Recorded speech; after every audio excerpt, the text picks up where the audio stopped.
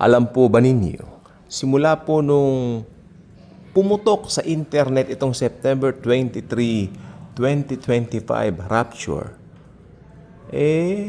parang natuon na tayo doon. Hindi lang po parang ha, alam nyo, nakatuon na talaga tayo doon. May nakalimutan po tayo. Okay? May nakalimutan yung mostly. Yep, of course, we are dearly beloved by Jesus. Hawak niya tayo. Papahabahin niya ang buhay natin. Tayo mga Kristiyano, ligtas tayo dyan, safe tayo dyan, no? Paano yung mga hindi mananampalataya? Pag hindi sila, tawag dito, hindi sila handa sa kanilang mga kaluluwa, bigla silang natepok, bigla silang natsugi. Alam nyo, kanina pong umaga, dito po sa banda namin, may nakuryente. Hinawakan niya, may nahawakan siyang bakal. Yung bakal na yaon ay parang nagtataglay ng mga, anong tawag dito? Yung mga spaghetti wirings. Kaya hindi po maganda, wag kayong, if you are not, anong tawag dito, knowledgeable sa paggawa ng mga appliances and all that, especially sa mga connections ng mga kawad o mga wirings, please, wag niyo na pong pangahasan. No? And mostly, kung mag-plug kayo ng mga cellphones po ninyo, please, tiyakin ninyong tuyo ang mga paa ninyo. Wisdom coming from Jesus yan. Wisdom comes from the Lord. Alam naman natin yan, biblical po yan, no? Ayaw ni Jesus na ang mga anak niya ay mag-suffer, mapahamak na mga ganoon. Nakaligtas naman po yung binata dahil yung connection doon pinutol. May marunong na nakaintindi, pinutol niya. Pero grabe din na sa ano. Pero okay naman na po yung bata ngayon. Awa ng Panginoon. The Lord is good. No? Nakagulat lang po talaga. Pero doon dumapo sa isip ko na, teka, puro naka-September 20, pre-rapture, nakatuon tayo. Bakit? Yun lang ba ang paraan to meet your eternal destiny? I don't think so. After what happened, well, sa katotohanan po, ang totoo po, pwede pong kamatayan din ang maging dahilan.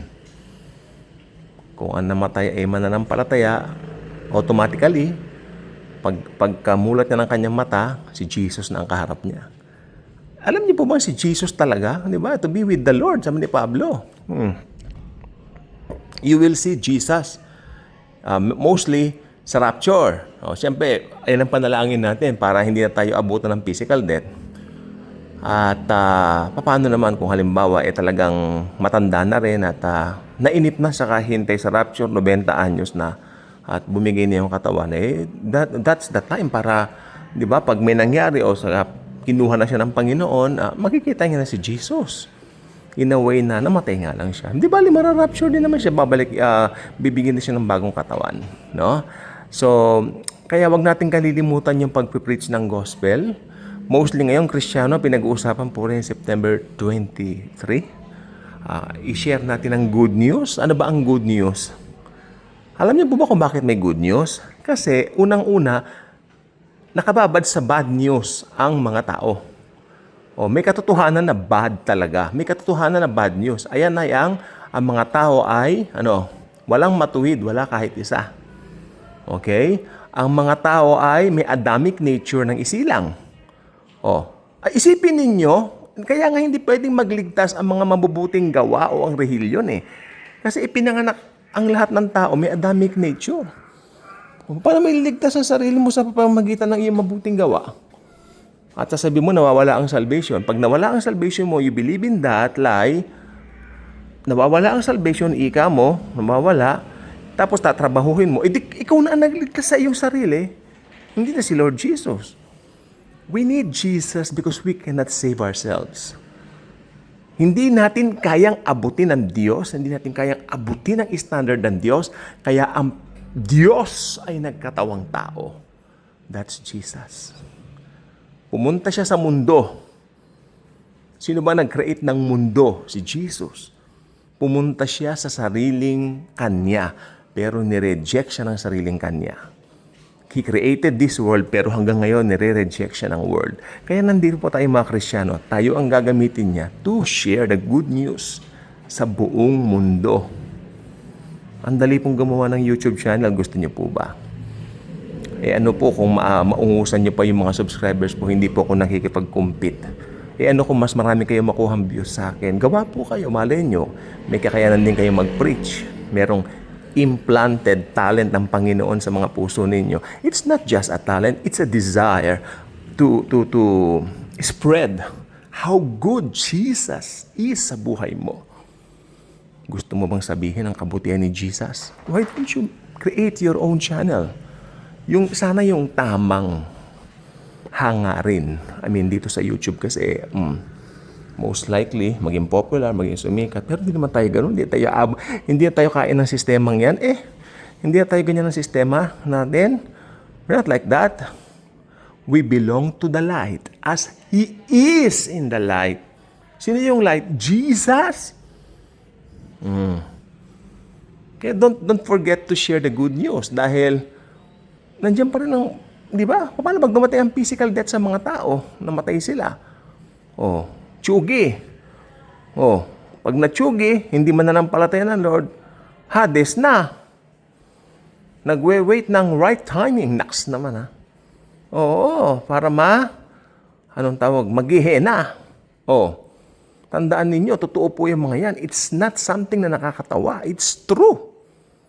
It's not, kumbaga, realer than real. Kumbaga, truer than the truth. Ang katotohanan na yan. Okay? And sabi nga, may nakita ko sa Facebook, pag ang isang tao nakalagay na sa kanyang kahon o ataol, pinakamagandang ataol ang bilin mo, sige, yung pinakamagara, maggarbo, yung siguro pinagsama mo yung ginto, perlas, lahat, ilagay mo na. Pero hindi ka mananampalataya. Tapos yung mga taong naiwan mo, rest in peace. Totoo ba? Rest in peace nga po ba? Hindi po.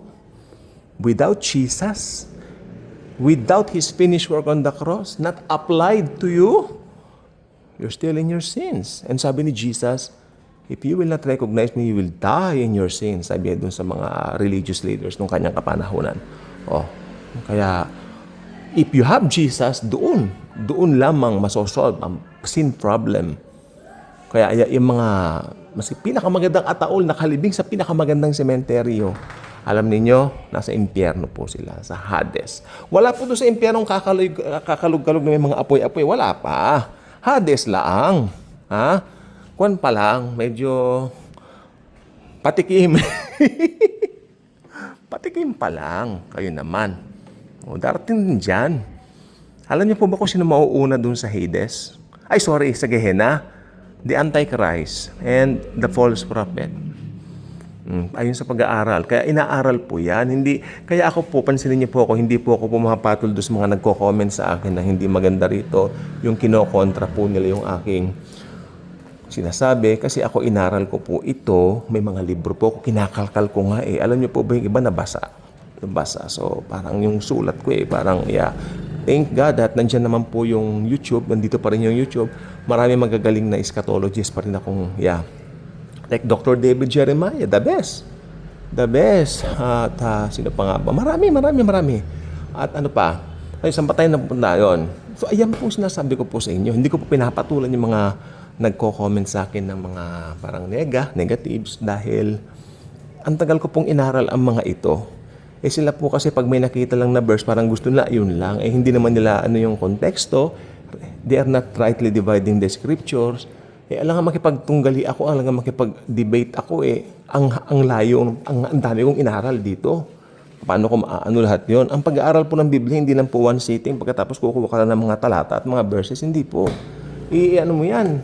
Itong aklat na ito, hindi po nagko-kontra-kontra iyaan. Iisa po yan, salita ni Jesus yan. Alam niyo yung Old Testament, si Jesus po yun. Si Jesus po ang pinatutungkulan nun. Natupad po sa New Testament. Old Testament, Jesus concealed, and sa New Testament, revealed na siya. Kaya alam nyo, hindi ako nakikipagtalo. Yan na naman. Ba't ako wala pag may sinasabi, okay, kinukontra sinasabi ko, okay Lord, liwanagan mo lang kanya ng mga utak for them to understand yung context ng binabanggit. Dahil I believe context is king. Okay, basta don't forget to preach the good news dahil yung physical death dumarating pa rin po, no? Yeah, revelation lang.